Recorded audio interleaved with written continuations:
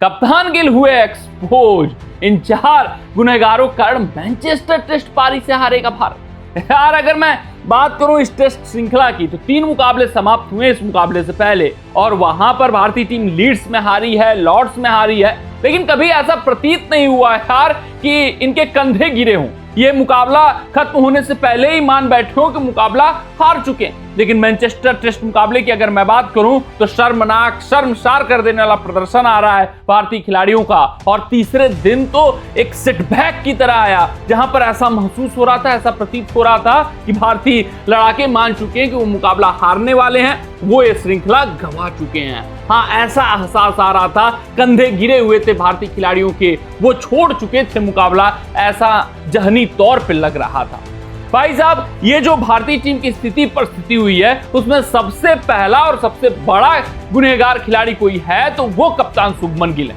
अगर मैं Manchester test मुकाबले की बात करूं तो जो शुभमन गिल की कप्तानी में अनुभव की कमी है वो साफ तौर पे झलकती हुई दिखी। और यहां पर ये प्रतीत हो रहा है कि अभी शुभमन गिल द कैप्टन में बहुत कुछ सुधार की जरूरत है, अभी बहुत कुछ सीखने की जरूरत है और भाई बहुत जल्दी बीसीसीआई ने उनको कप्तानी देने की कर दी है। जो इस श्रृंखला से पहले महसूस हो रहा था वो अभी भी महसूस होता हुआ दिख रहा है। बहुत सारे उनकी कप्तानी के जो डिसीजंस रहे वो सवालिया निशान खड़ा करते हुए दिख रहे हैं। सबसे पहला तो यही सवाल बना कि सुंदर इतने लेट क्यों आए। जी हाँ, विकेट आपको नहीं मिल रहा था तो आप बतौर कप्तान क्या करते हो, टेस्ट क्रिकेट में कुछ ट्राई करते हो यार, एंड बदलते हो, फिर शॉर्ट पिच टैक्टिक्स अपनाते हो, फिर जो कुछ बन पड़ता है वो आप भाई फंडा अपनाते हो ताकि बल्लेबाज का कंसंट्रेशन भंग हो, वो एक ढर्रे पर खेल रहा है तो दूसरे ढर्रे पर उसको लाया जाए। ये सब बतौर प्रोएक्टिव कैप्टन आप करना चाहते हो। लेकिन शुभमन गिल भाई साहब रूट टिके हुए थे, उनके साथ पोप टिके हुए थे, तेज गेंदबाजों को अच्छा खेल रहे थे, जडेजा को अच्छा खेल रहे थे तो खेलने दे रहे थे, उसी ढर्रे पर लेकर जाने का प्रयास कर रहे थे, कंबोज के साथ स्टिक कर रहे थे, शार्दुल ठाकुर का कम प्रयोग किया, सुंदर को तो यूज करने तक का भी नहीं समझा। पहले सेशन की समाप्ति की मैं बात करूं तीसरे दिन की तो सुंदर जो उनके सबसे बेस्ट गेंदबाज आज के रहे वो अंडर यूज रहे कप्तान गिल द्वारा। और फिर जब पार्टनरशिप लगती थी तो ऐसा मानो लगता था कि शुभमन गिल भाई निश्चिंत थे कि अब हम मुकाबला हार गए, कुछ कर नहीं सकते। कुछ भी फील्ड पर हरकत करते हुए कप्तान गिल नहीं दिखते थे, कुछ भी फील्ड में बदलाव, एंड में बदलाव, कुछ भी ऐसा होता हुआ नहीं दिख रहा था। फिर जब सुंदर और जडेजा के साथ भाई कुछ और ओवर्स स्टिक करने की जरूरत थी तो वहां पर वो जल्दबाजी कर गए, नई गेंद ले लिए, फिर बुमराह और सिराज के साथ स्टिक किए। तो ये सारी कमियां, ये सारी खामियां साफ तौर पे शुभमन गिल की कप्तानी में दिख रही हैं, एक्सपोज होते हुए दिख रहे हैं। अभी अनुभव की बहुत कमी है, लीडरशिप क्वालिटी फील्ड पर वो शुभमन गिल की दिखती हुई नजर नहीं आ रही है मैनचेस्टर टेस्ट में। और जो 2 मुकाबले हम हारे हैं उसमें भी कप्तानी में काफी कमियां और खामियां थी जिसके कारण हम की मूवमेंट्स को अपने पाले में नहीं कर पाया और मुकाबला हार। और मैनचेस्टर टेस्ट में तो साफ तौर पे एक्सपोज होते हुए दिखे हैं शुभमन गिल दी कैप्टन। फिर आगे अगर मैं बढ़ूं तो दूसरे गुनहगार खिलाड़ी रहे जसप्रीत बुमराह। यार कुछ खास इंपैक्ट बुमराह का इस टेस्ट मुकाबले में नहीं आ रहा।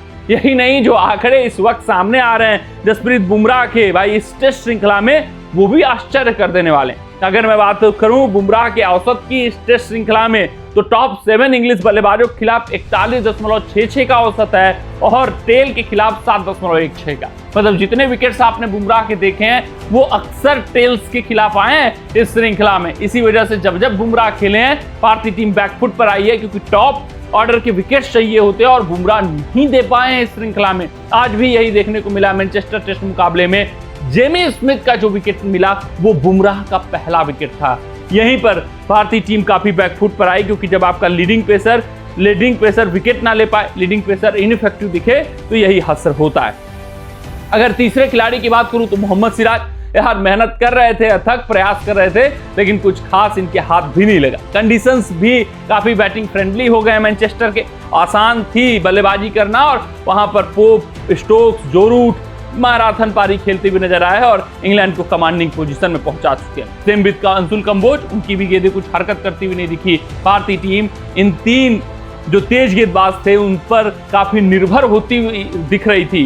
कप्तान गिल काफी स्टिक करते हुए दिख रहे थे, चाहे जितने रन खर्च कर दें उससे फर्क नहीं पड़ रहा था। स्पिनरों को अंडर यूटिलाइज किया गया और पेसरों को ओवर यूटिलाइज किया गया, फिर भी कुछ खास इंपैक्ट नहीं आ पाया।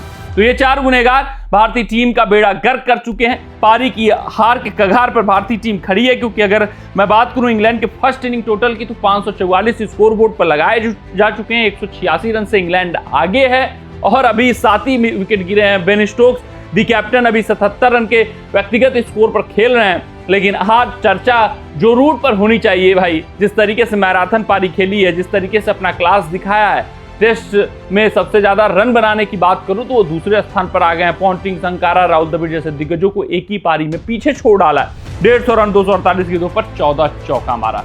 बहुत बेहतरीन और बड़ी मैराथन पारी इनके दौरान इनके बल्ले से आई।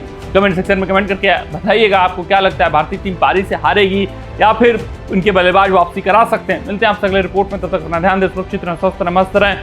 जय हिंद, जय भारत।